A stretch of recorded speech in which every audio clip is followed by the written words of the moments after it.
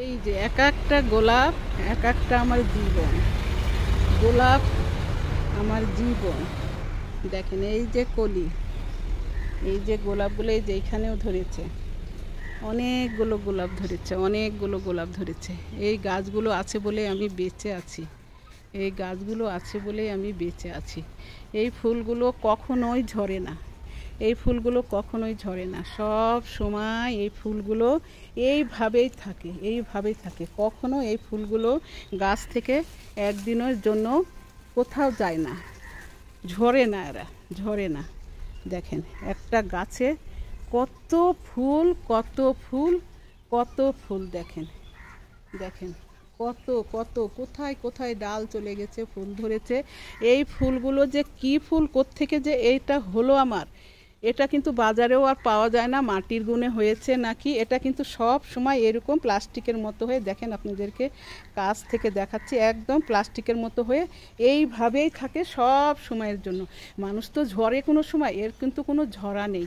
সব সময় দেখেন কোথায় কোথায় গাছের ভিতর দিয়ে ভিতর দিয়ে ভিতর দিয়ে এইভাবে এইভাবে দেখেন, এইখানে কোথায় কোথায় দেখেন থোকা, কোথায় কোথায় চলে গেছে দেখেন থোকা, কোথায় কোথায় কোন গাছের মধ্যে চলে গেছে। এত বড় জায়গা নিয়ে জুড়ে এই ফুলগুলো হয়ে আছে। দেখেন নিচ থেকে, একদম নিচ থেকে দেখেন, এত সুন্দর, এত সুন্দর। মাশাল্লাহ মাশাল্লাহ বলবেন সবাই, মাশাল্লাহ। আমি কখনো দেখি না যে এই ফুলগুলো কখনো কালো হয়, ঝরে বা কোনো কিছু হয়, এইভাবেই থাকে সব সময়ের জন্য। এই যে দেখেন একটু আগার মধ্যেও দেখেন, কি বলবো, বলার কোনো আর ভাষা নেই। এই যে সুন্দর বাহারি পাতাবাহারগুলো অনেক সুন্দর লাগে। এই যে একটা বাহারি পাতাবাহার, এই যে, আর এই ফুলটাই দেখেন, এই পাতাবাহারটা দেখেন, এইটা যৌবন দেখেন, এই যে দেখেন কি টক টক টক টক টক টক করছে। এই যেমন এই যে এই রঙ্গনগুলো এই যে ঝরে যাচ্ছে, যে নিচে দেখেন কত পড়ে আছে, ঝরে যায় আবার হয়, ঝরে যায় আবার হয়, কিন্তু ওই রঙ্গনটা না কোনো সময় ঝরে না। এই যেখানেও গোলাপ ধরেছে, অনেক অনেক গোলাপ ধরেছে। তো যাই হোক, বাগানের কাছে আসলেই একটু করে দেখায়, আর একটা জিনিস দেখায়, হাসনাহেলাগুলো ঝরে গেছে।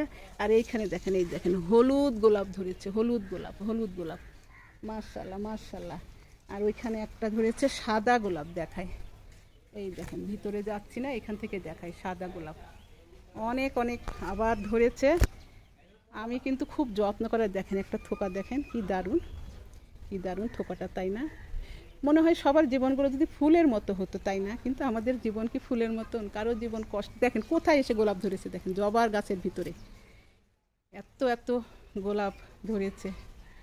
আর এখন বেলি ফুলগুলো অবশ্য ধরছে না, গুটি জবা কিছু কিছু আছে। আমাদের জীবনগুলো যদি সত্যি ফুল, এই থোকাটা দেখেন, অসাধারণ অসাধারণ অসাধারণ অসাধারণ, ফুলের মতো সুন্দর হতো তাহলে কতই না ভালো হতো, তাই না? কিন্তু আমাদের জীবন কি সুন্দর?